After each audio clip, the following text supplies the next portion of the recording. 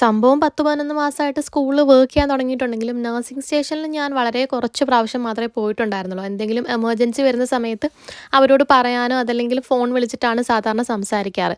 ഒരേ ബിൽഡിംഗ് ആണ്, 2 ഫ്ലോർ ആയതുകൊണ്ട് തന്നെ അങ്ങോട്ടേക്ക് അങ്ങനെ പോവാറില്ല. ഞാൻ മാക്സിമം എൻ്റെ റൂമിൽ തന്നെ നിൽക്കാറാണ് പതിവ്. പിന്നെ എന്തെങ്കിലും ആവശ്യമുണ്ടെങ്കിൽ ജസ്റ്റ് ഒന്ന് പുറത്തിറങ്ങി അവരെ കാണാൻ പോവാറുണ്ട്. അത്ര തന്നെ ഉള്ളൂ. ഇന്നിപ്പോൾ വാട്ടർ റീഫിൽ ചെയ്യാൻ വേണ്ടിയിട്ട് നമ്മുടെ ഫ്ലോറിൽ ഇല്ലാഞ്ഞുകൊണ്ട് താഴെ ഗ്രൗണ്ട് ഫ്ലോറിൽ വന്നിട്ടുണ്ടായിരുന്നു. അവിടെ വന്ന സ്ഥിതിക്ക് നഴ്സിനോട് ചോദിക്കാൻ വേണ്ടി ഒരു കുട്ടി ഡൗട്ടും കൂടെ ഉണ്ടായിരുന്നു. അങ്ങനെ അത് ചോദിച്ച് അവരോട് സംസാരിച്ച് വന്നപ്പോഴാണ് അവർ എത്രയും ഫ്രണ്ട്ലി ആണെന്ന് എനിക്ക് മനസ്സിലായത്. നമ്മുടെ ടീം വളരെ ഒരു കുഞ്ഞു ടീമായതുകൊണ്ട് തന്നെ എല്ലാവർക്കും അങ്ങോട്ടും ഇങ്ങോട്ടും ഒക്കെ അറിയാം. അവരുടെ ടീമിലൊരു പ്രത്യേക വൈബ് ഉണ്ടെന്ന് സത്യം പറഞ്ഞാൽ ഇന്നാട്ടോ മനസ്സിലായത്.